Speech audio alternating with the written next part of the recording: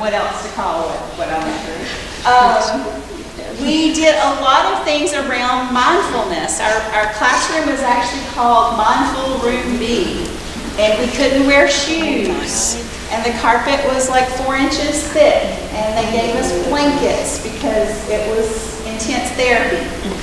I know that sounds crazy, but it is beneficial. So they're going to show you some tricks that will kind of play into, or not tricks, strategies that play into what we're already doing with Compassionate Schools as a school this year. Things that have worked for their classroom and they hope will work for your classroom as well. But just know, after experiencing it firsthand as the student of it, I guess, it really does change the way you process information and the way you're able to focus on the time that you have. So, take it away immediately. Thank you, Dr. Cersei. So yeah, after the October professional development, Katie and I started talking about, how can we incorporate something into our library science classes that can help our students learn how to better manage their stress, their anxiety, their emotions. And so Katie came across this website called Headspace, which is basically focused breathing. And so we started learning more about this concept of mindfulness. So we wanted to come talk with y'all about it because we've had such great feedback from our students.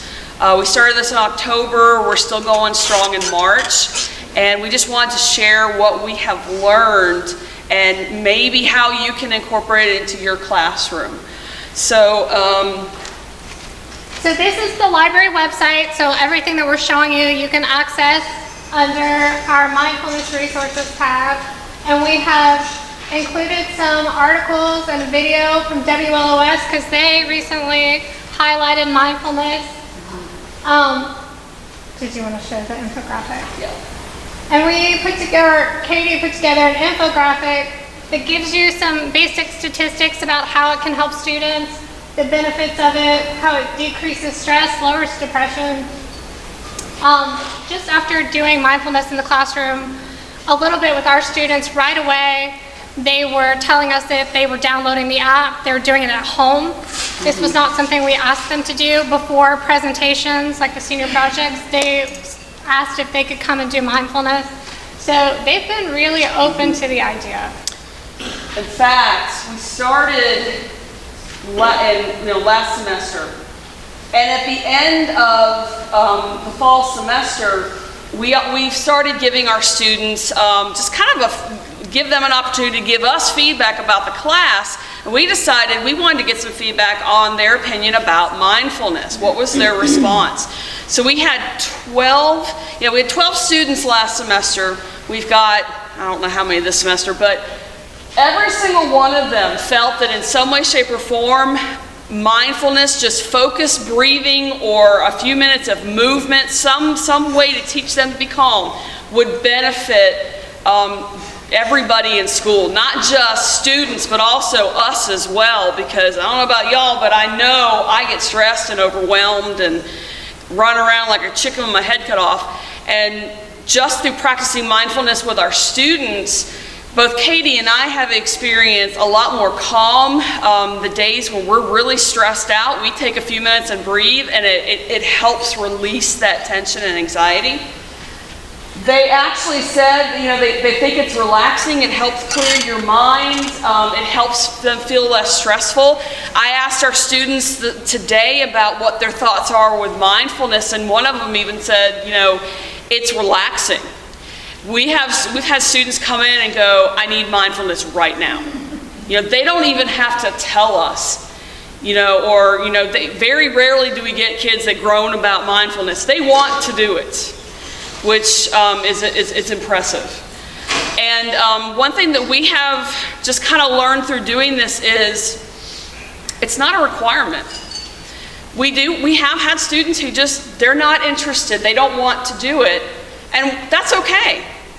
We ask them to just kind of be quiet, and if they don't want to shut their eyes, they don't have to shut their eyes, they don't have to put their head down. We've had kids that'll take 3-minute naps because they can fall asleep like that. So students who want to get something out of it will do it, and even the students, if they don't feel like doing it that day, they'll check out for a few minutes, and that still tends to energize them a little bit. I know we had one student last semester, he would fall asleep in other classes all the time, but when I told him that, you know what, take a 3-minute nap every day, first he did, but then he started getting into it, and it was amazing to see how his focus had grown. He had more energy, and he seemed to be doing a little bit better in his other classes as a result. So just in the 6 or 7 months that we've done it, we have seen a definite improvement in just student behavior and even performance tasks, because library science is very performance task oriented. We've just seen a lot of improvement in how our students react to each other and react to stressful situations. So, video? Sure.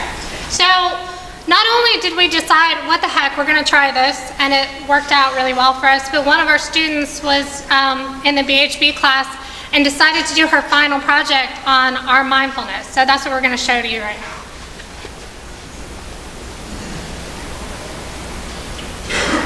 At North Buncombe High School, our library plays a crucial role in the everyday lives of students, from helping out with computers to checking out books.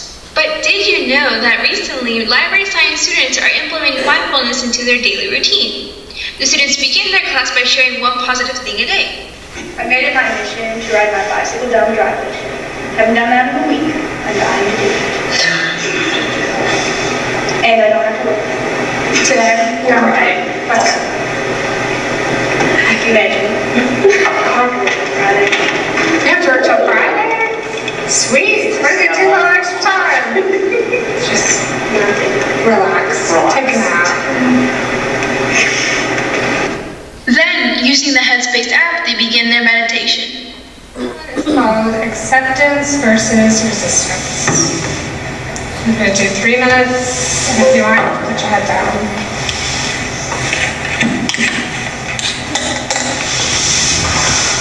There's a very persistent idea in the mind that life should be as we want it to be, rather than as it is. Because of this, we suffer. Up next is Miss Darty and Miss Caughill with some input on mindfulness. Mindfulness came about after we did a training on compassionate schools and how we can be more compassionate to our students. And we started doing a little bit of research about some possibilities that we could take into the classroom that would help us deal with being more compassionate with students. The selling point that, hey, you have permission to check out for a few minutes, I think could help students recognize that we all need to check out. Next, we have seniors Samantha Soulsby and Avery Spears with some benefits on mindfulness. I think it's great because during the day you get stressed out and then you have to go take tests and all this other things that cause anxiety. And if you can talk to someone, then it helps relieve that stress and you can go throughout your day with less problems and anxiety. I know that when I was doing my senior project, we did it every day, and so the days that I knew that I was presenting to my class and presenting to the judges, that I wasn't stressed at all, and I went in there and I was confident, and I did a great job. So go ahead and try some mindfulness. You might find that your life becomes more stress-free. All right, so now we've told you about it. We're going to take 2 minutes to share positives. So we're going to put a timer up here with 2 minutes. And I want you to turn to somebody next to you and just share something really successful that you had happen to you in the classroom. And then the other person share back. So just take a couple minutes to share something positive that you've experienced in the classroom. You go.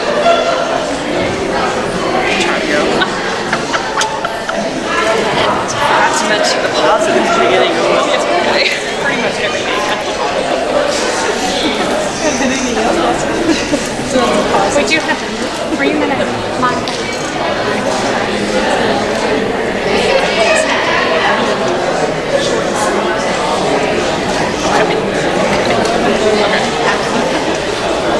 So what positive happened on it? It's basically thinking about Yeah. I had a itch. Oh,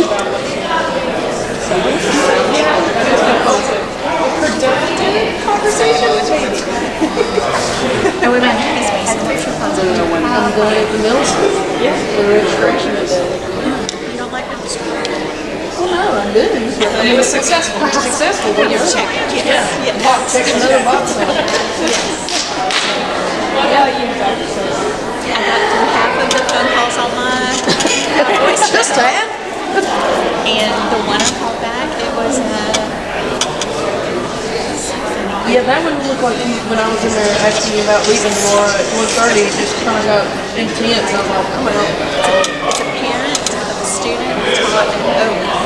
Oh, so not even one of ours. Who now works in Weaverville Yeah. and is worried about one of our kids because he comes into where she works. Oh, yeah. And she doesn't live in his home situation. And she knew that I would take care of him and call me to make sure I took care of him. Oh, wow. And left him because I said Oh. as much as we can. High school stuff. She wanted me to understand his circumstances and his fault. Guys, at this one, he came into school down there. I don't know. She called him a different last name. I guess it.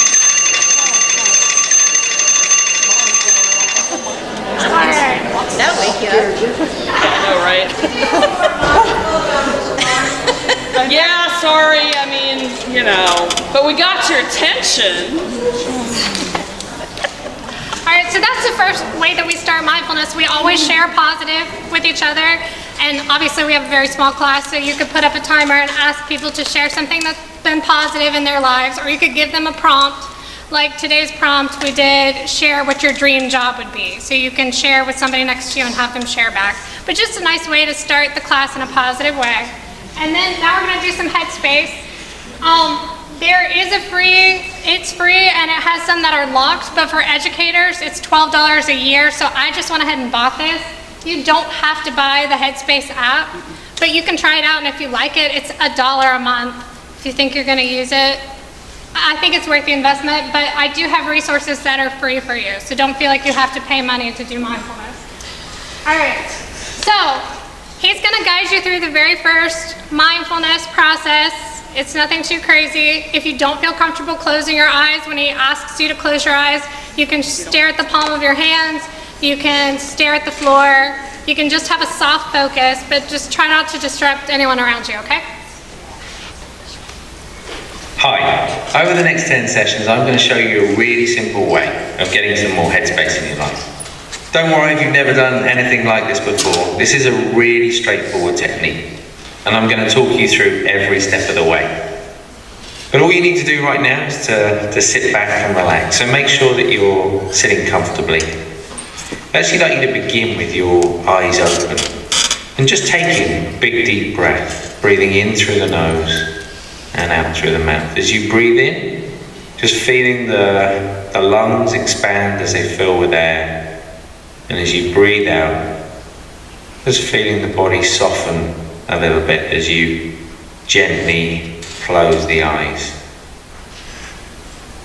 And you can just allow the breath to return to its natural rhythm, in and out of the nose. And as you pause for a moment, just noticing the feeling of the body, the weight of the body pressing down against the seat beneath you. Contact of the feet on the floor, the hands and the arms and the legs. Noticing any sounds around you.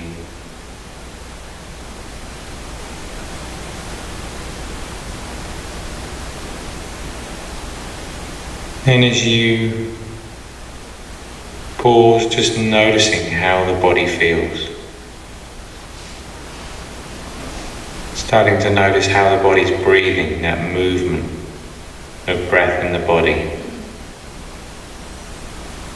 So some people feel it in the stomach. For others it's in the chest or around the diaphragm. Not breathing in any special way, We're just starting to notice that rising and falling sensation. If you can't feel anything, just gently placing your hand on the stomach.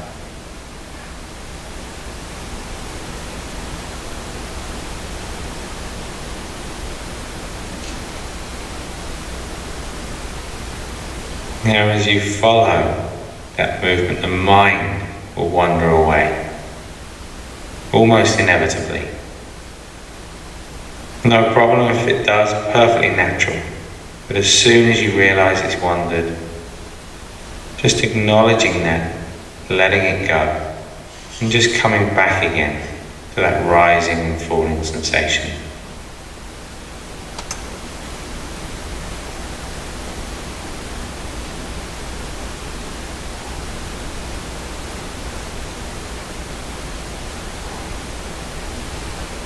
And then just for a moment now, letting go of any focus on the breath, just letting the mind do whatever it wants, just for a few seconds.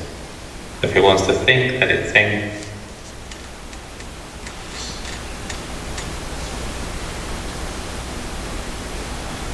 And then bringing the attention back to the body, back to that feeling of contact, back to any sounds around you. And you can just gently open your eyes in your own time. So how does it feel having taken a few minutes out of the day? Does the body feel any different? Does the mind feel any different? Don't worry if there's still lots of thoughts running around. That's perfectly normal. Remember, this is a skill we're learning, and it takes a little bit of time. But before you do jump up, before you get on with things, just take a few moments just to appreciate that feeling, to really acknowledge what it's like to take some time out, to allow the body and the mind to unwind. And I look forward to seeing you back here soon for session 2. So the thing I love about Headspace is it's usually just 3 minutes.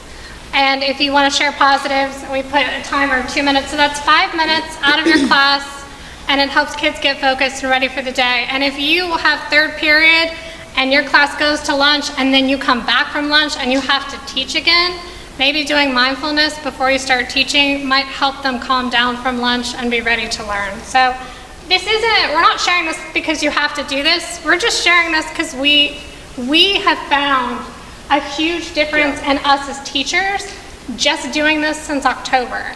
And honestly, I feel like a different teacher. I feel like a better person and a better teacher since I've done this. And that's why we requested that we talk to you about this. We were not told to research this. This is just something we took upon ourselves, and we love it so much we wanted to share it with you in the hopes that maybe it would help you.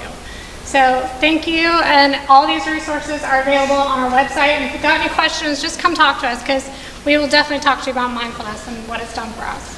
All right, thank you. Thanks, y'all.